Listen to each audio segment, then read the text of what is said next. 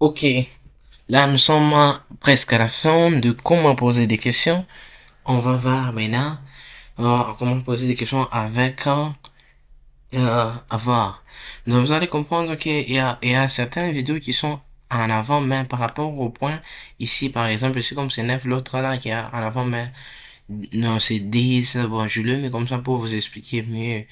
Ok? Voilà, présent avec avoir, on utilise do. Soit on utilise aussi does à la troisième personne du singulier, ou soit on utilise au passé, on utilise did, et au futur, soit au futur, on utilise will. Ok? En anglais, on utilise l'auxiliaire do, does pour poser des questions avec have. En anglais, on est va. Do I have time? Ok, comme c'est presque pareil avec les do lui-même. Do qui est placé en avant, donc avant quoi? Avant, donc le pronom personnel I. Do I have time? Est-ce que j'ai le temps? Ok? I think that you are doing. You are doing. Do I have time for doing that? Do I have time for doing that? C'est trop simple.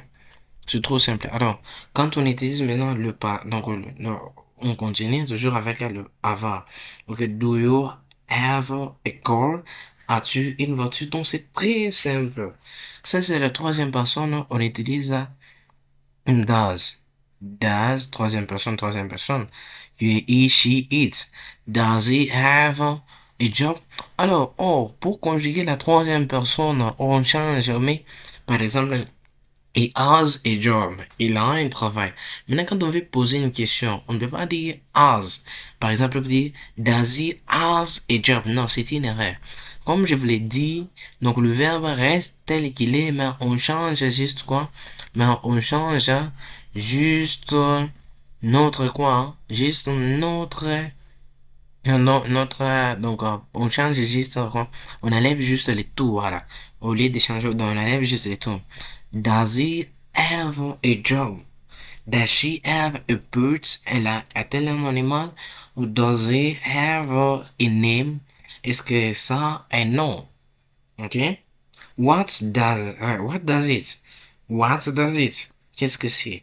Does he have a name? What does it? Does he have a name? What does it? Does he have a name? What does it? Does he have a name? Ok? Je n'ai pas dit does he has a name, non. Does he have a name? Mais quand on rentre dans les conjugaisons, pour le présent, I have, you have, he has, she has, it has, we have, you have, they have. Mais quand il s'agit de poser une question et qu'on met l'auxiliaire do, soit dans, ça remplace les has là-bas. Et do complètement partout, on va mettre have lorsqu'on veut poser, quelle que soit la troisième personne du singulier ou non, la première personne du pluriel de singulier, ensuite de suite, on met toujours have. C'est pareil aussi au passé. Ok, pareil aussi donc, au passé. Did I have a chance? Pour le passé, on prend l'auxiliaire did, donc on exprime quelque chose dans le passé. Did I have a chance? Ai-je une chance? Did I have a chance? Did I have a chance? Did you have fun? As-tu eu du plaisir? Did you have fun?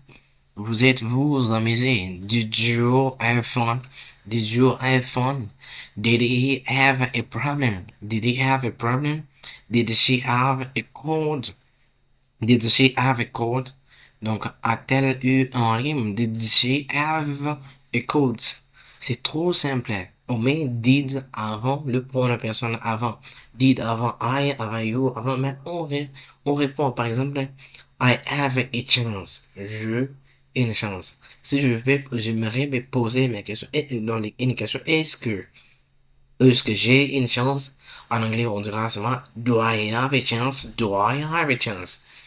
Et j'en profite aussi pour parler de la négation. La négation, que ce soit le présent, le passé des verbes à avoir, c'est très simple. La négation, on utilise aussi pour le présent. On utilise don't. Don't et doesn't, or does not, or do not pour don't, doesn't pour does not. I have money. I do not have money. No, I do have not money. No, I do not have money. À la fin, on fait la forme contractée en disant I don't have money. Don't. He does, he does have an opportunity. He does have an opportunity. He does not have an opportunity. He doesn't have an opportunity. On va voir ça avec les temps, ok? Ça, c'est juste un exemple.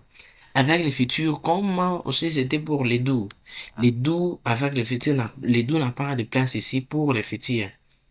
On ne peut pas dire do will I have enough time? Non, on va dire juste will qui remplace les do. Ok, will I have enough time? Already just said it. No, will I have enough time to do it? Will I have enough time to do it? Will you have a chance? Will he have a car? Will he have a car? Will she have a baby? Will it have an fait, on place toujours will avant le pronom personnel. Si tu veux aussi le pronom personnel là, ça, si tu voudrais que je puisse te le faire, alors tu vas m'écrire en commentaire. Ok, ça, on rentre bien à poser des questions, on va le faire, on a déjà vu ça.